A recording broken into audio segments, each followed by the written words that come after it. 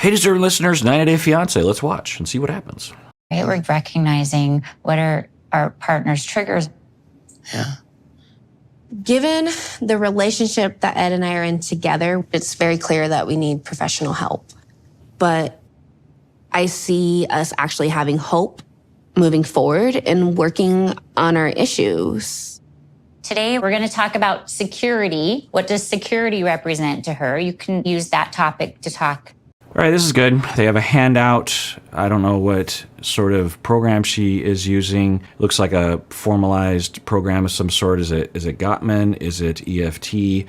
When she talks about security, that sounds more like EFT, emotionally focused therapy, which I like a lot. I don't use precisely. The theory that I come from regarding couples derives from the same place that EFT and Sue Johnson actually derives their theory from. So it's very similar because essentially it puts attachment at the center, and it also understands that emotions have to do with our attachment reactivity. And if we pay attention to that and tend to each other and know ourselves along those lines, then things go a lot better. We're all trying to get to attachment security, and the triggers to moving away from, triggers that make us feel lack of attachment security is what causes us to engage in destructive patterns with each other. So this is promising. These questions. Okay. So in regard to security, what are your core beliefs that are part of your position? Okay, good. I don't know if they understand this question because that's kind of jargony, but yeah, so what the exercise looks like it's designed to do. And I'm very encouraged by that. I've seen a lot of therapy on this show, and I'll tell you that this looks encouraging. I'll just say that. It does.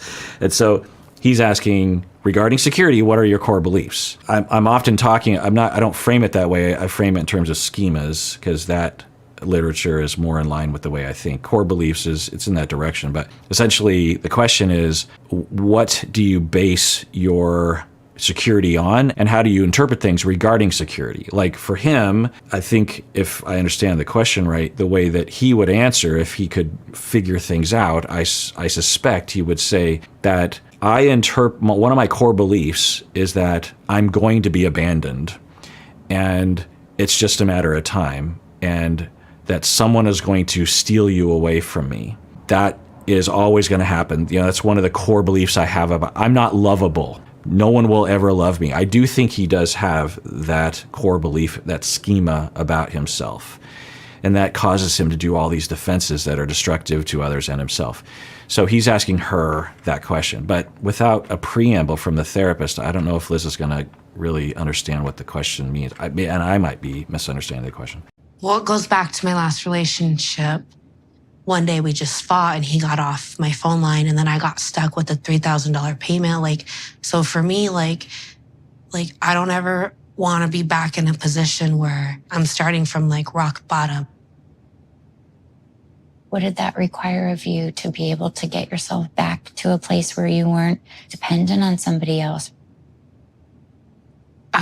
Sending my daughter to live with her dad for a little bit. All right, we're learning some details about her past relationship. It also seems like the word security is being interpreted as financial security, and certainly that's a part of it, but I would be surprised if the word security in this context, what they're trying to get at is attachment security, but I don't know. Sleeping in my car. And so I don't want to go through that again. So security for you represents that I can support myself without anybody else's help. And sometimes, I don't know if this is what's happening, but even when you ask a question and the client misinterprets it, sometimes it's still a great response. It's still great. Things will happen in therapy. That happens occasionally with me. I'll ask a question. A client will misinterpret the question that I'm asking, and I'm like, oh. 3 seconds in, I'm like, oh, actually, and then I let it go and just let them proceed. And then I'm like, oh, actually, no, this is better than what I was asking.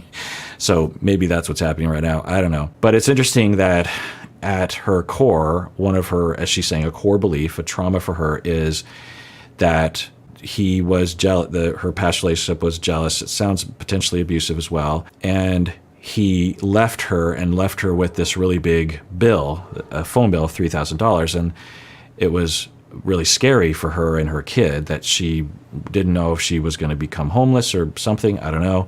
Sounds like it was in that direction. She felt really abandoned.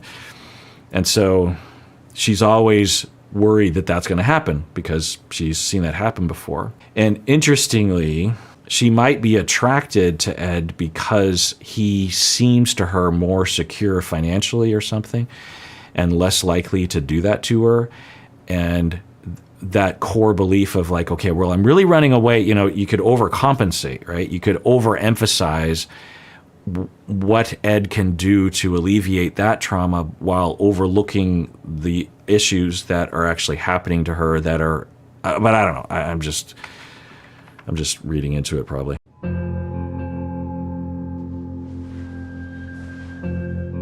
I had no idea. The fact that you lived in your car just breaks my heart. Yeah, I think he legit has empathy. I think that's real. I think that he cares. And I think that's why Liz gives him a second or a 10th chance. So, he's exhibiting. This is a good moment in therapy as a couples therapist. When I witness this sort of thing, I'm like, okay, there's a lot of strength there.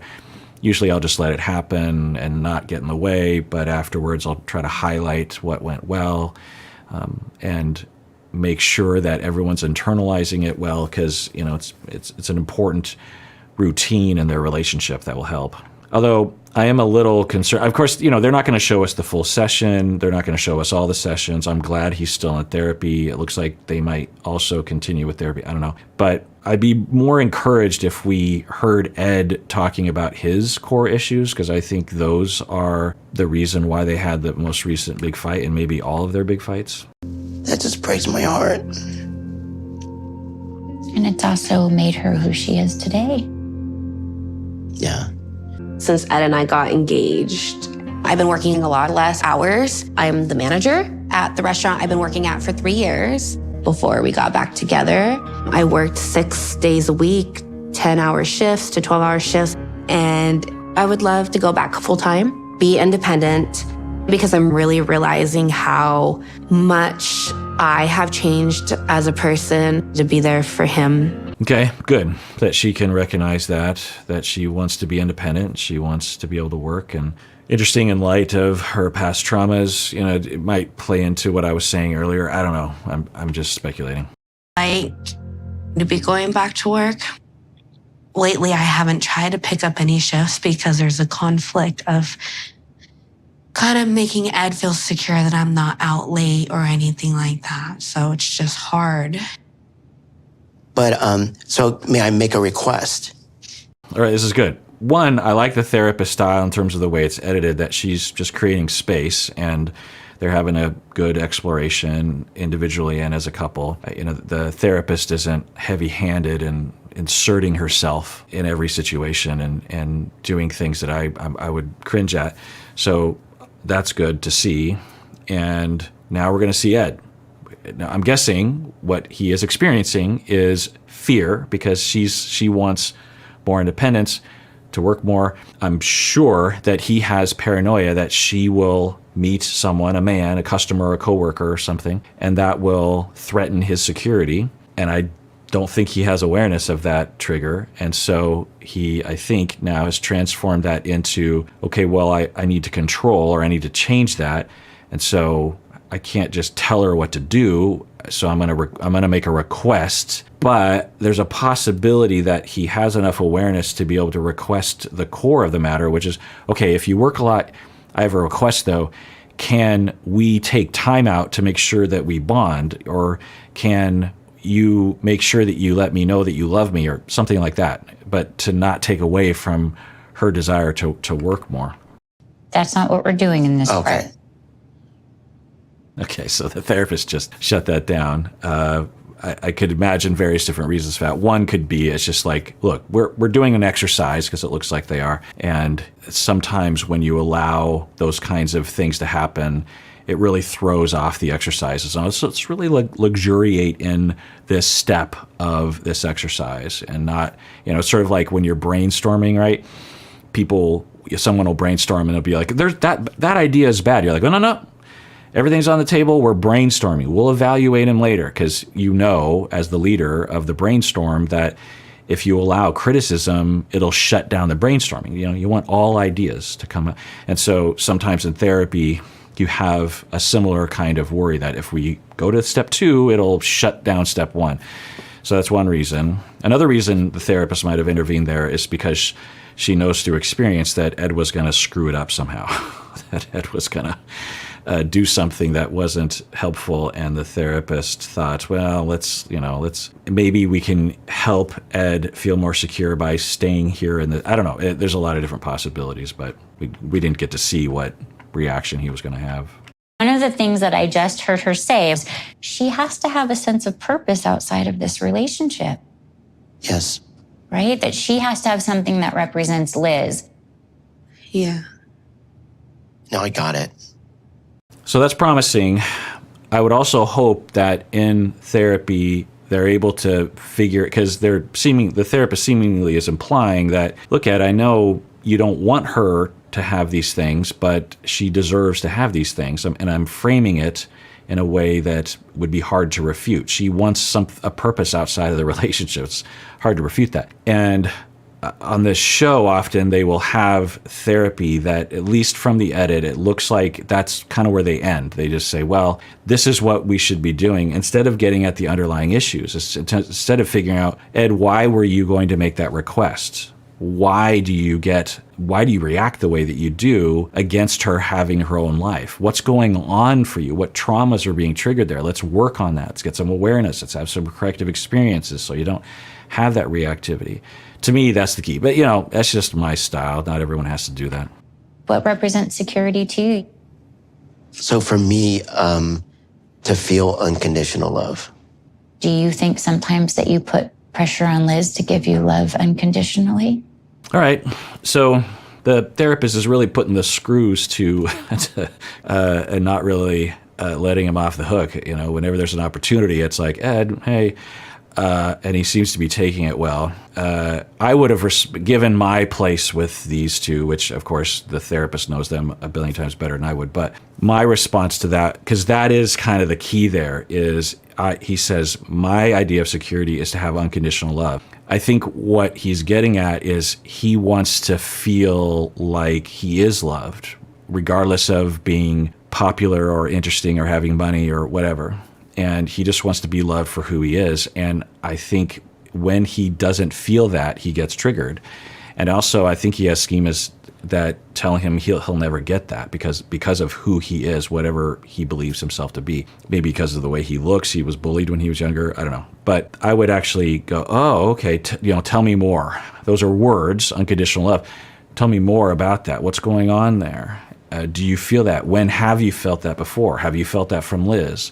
What would that look like exactly? Really try to get to that, because I do think that is central to him. This episode is sponsored by BetterHelp. Unfortunately, life doesn't come with a user manual. Navigating all the various challenges we face can make you feel unsure or stuck in place. Whether it's a relationship, or going through grief, or considering a new career. And, generally speaking, a therapist can really help with that, by helping you to explore your feelings, and by giving you the space to clarify what you want to do. In my life, I can't imagine where I'd be without the therapy I've had. During some of the biggest moments of my life, therapists have been there for me, to slow me down, to listen to me, to help me explore. Well, that's where BetterHelp comes in. As the world's largest therapy service, BetterHelp has matched 3 million people with professionally licensed and vetted therapists available 100% online. Plus, it's affordable. Just fill out a brief questionnaire to match with a therapist. If things aren't clicking, you can easily switch to a new therapist anytime. It couldn't be simpler. No waiting rooms, no traffic, no endless searching for the right therapist. Learn more and save 10% off your first month at betterhelp.com/Kirk. That's BetterHelp, HELP.com/Kirk. At times, I think I do. When she's asking to want to work, does it feel like a condition of your relationship?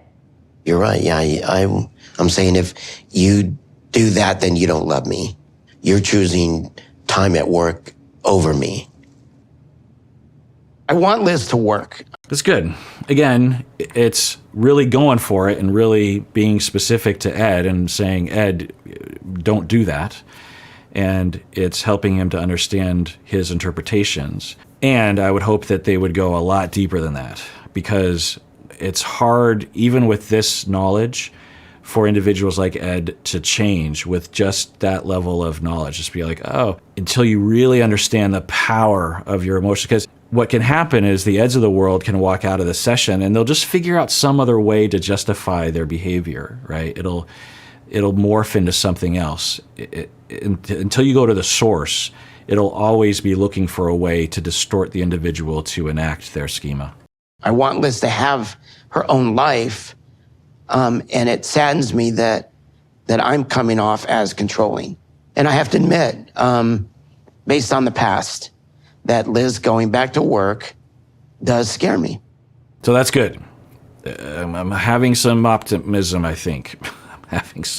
I'm having some good feelings. What a foreign feeling for me right now with this couple. So that is the core of it. Now, having awareness of that or just saying that is one thing. You actually have to go through the steps. He's in therapy. So yeah, of the couples and people on this show who have issues, Ed, even though the problem at the engagement party was severe and pronounced and obvious and a part of the overall pattern, it's not the first time. It probably won't be the last time. And I also, because, you'll hear me say that. It's like, do they understand why they're doing this, and are they in therapy? And Ed checks off both of those boxes. He does seem to get why he is the way that he is. At least he has some inroads there, and he's in therapy.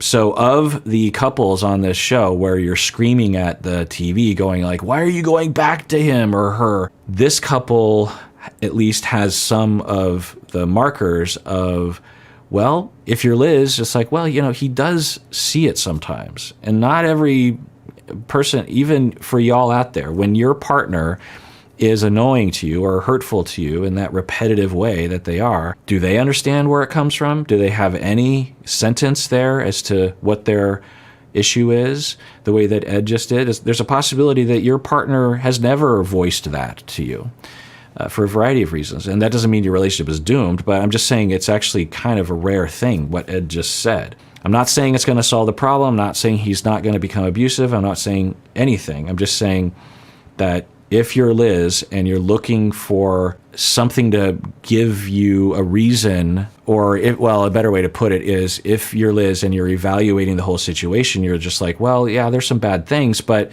there's reasons to have optimism. We have a therapist that will go after Ed and will really let him have it in a therapeutic way. She's not abusing him. She's not yelling at him. She's not chastising him or shaming him, and he seems to be able to take it. So, what we're seeing here is a very pointed thing of just like, Ed, you got issues, and she doesn't have to say it, but it's obvious because of the way the therapist lays it out. The therapist never has to say, and that's always kind of the most elegant way to lay things out, such that Ed comes to the conclusion himself. It's just like, oh yeah, I guess I do equate her working with fear of losing her or of the opposite of unconditional love. That doesn't make any sense, and so I need to stop doing that. Okay.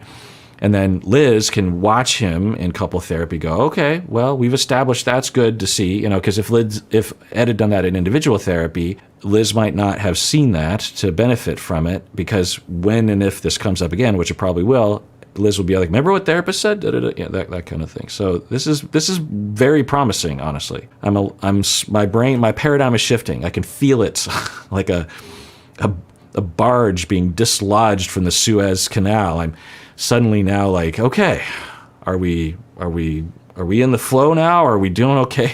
Can I relax? There are going to be conditions. We're humans. Okay, so there are. They're not our parents. They're not our dogs. Yeah. Our partners have conditions to want to stay in the relationship. Yeah. My main reservations are working late shifts, coworkers wanting to go out and party. Right. So I hope he can see that there's nothing strange about getting worrisome or jealous about that. But what do you do with that jealousy? I hope that he can see that. It's the environment. Some of the same people that, were at the engagement party that started the fight and that don't support us, work at a restaurant. At this point, we're really in survival mode from the engagement party fiasco. And now why are we re-inviting outside pressure that will really... Right. So you hear that even though he has awareness, and in therapy there was a clear message and he agreed with it, seemingly authentically, but then we hear in the interview he's re-engaging in that train of thought and re-justifying his feeling of, you heard him, that phrase, like, why are we, not we, Ed, why is she re-engaging with those people who are a bad influence on her as if she's a child? Why is she doing that? It's a bad choice. It's wrong. That's the way he's framing it. Remember I said earlier, it's like awareness and that sort of surface level, acknowledgement, it doesn't really do much. I can't tell you how many times I have worked with a client. I learned this early in my career. I worked really hard and diplomatically with this one client to get them to a point where they could say things like this. We're like, oh. And I was like, okay, we've arrived. Now they just have to behave according to that awareness. And we are done with therapy, right? No, nothing changed. They had some awareness and yet nothing, because if you have those trauma triggers, you will find another outlet to justify yourself, or you'll slip back or something. I can't tell you how many times I've, like as an example, if I were to work with someone like Ariella and Biniam, right? So I'm talking with Ariella about what I think to be preoccupied attachment and behaviors thereof. And I finally get her to a place where she's able to say like, oh, and she understands preoccupied attachment. She understands her trigger. She understands where it comes from.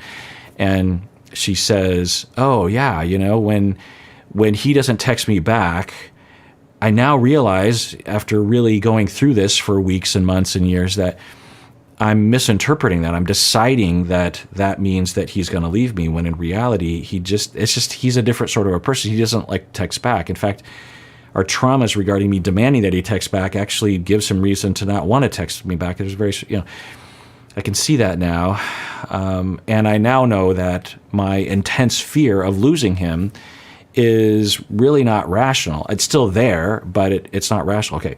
So I get them to understand that. And then in between the sessions in which I continually try to establish that with them, they, the first day after therapy, they're able to hold on to that knowledge and it'll help guide them. But, by day 3 or 4 in between sessions, they're right back into it. And then they come back in and it takes a half an hour to get them back to that place. They'll make all these excuses. It's like, well, who doesn't text me back? And I'd be like, we've already been over this. But, we don't think with our cognitive mind all the time, right? We are emotional creatures primarily. And so if our emotions are telling us something and we have a patterned way of interpreting that, then we'll figure out a way to do it. So let's rewind that because you can hear it, I think, in what he's saying. Engagement party that started the fight and that don't support us, work at a restaurant.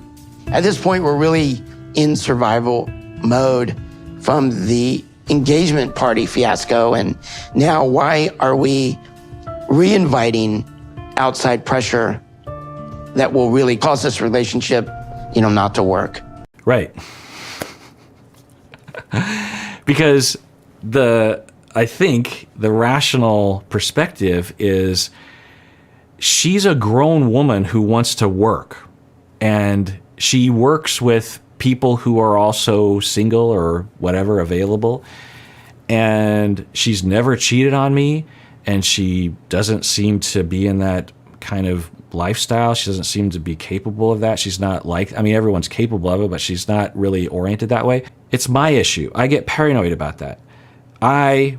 In terms of the framing of the session, which isn't, I don't think, core to the issue, but it's related, is I interpret, I'm looking for unconditional love. That's my secure place. And I interpret control of her or her not working as that, but that doesn't make any sense because, but you hear him re-justifying it. It's like, he says, why are we letting those elements into our life? Because that is going to destroy our relationship. Instead of my interpretation of it will destroy our relationship. That's the key. And he doesn't seem to have really absorbed that, which is normal, but he's in therapy, so let's have hope. She needs to have a separate life. so that she can love you fully.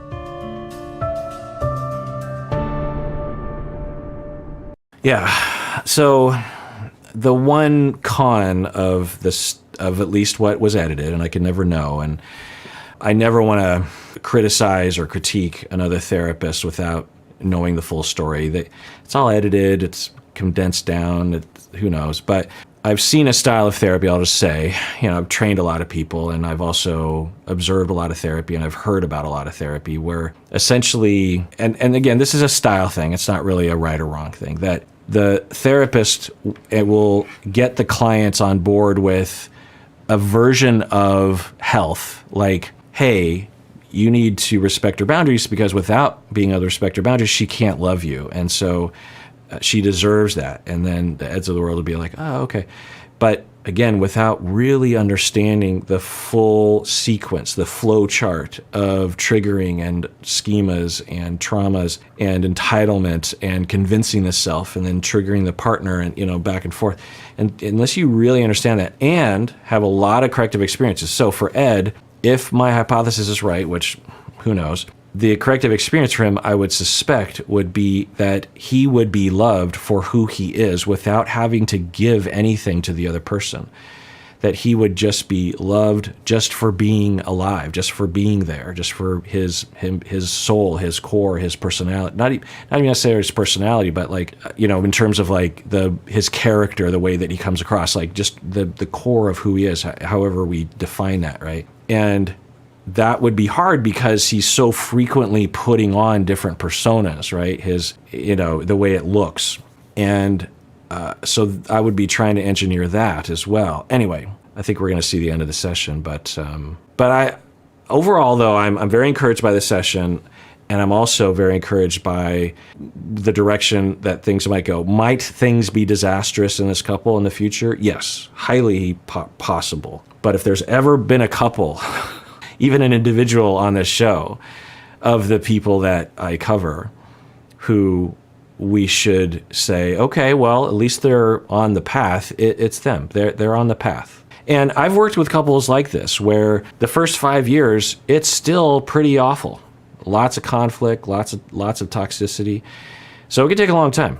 And I'm just going to trust that they're on that path one way or another, and it's just going to take time. All right, well, that does it for that episode. Everyone out there, please take care of yourself because you deserve it. You really, really do.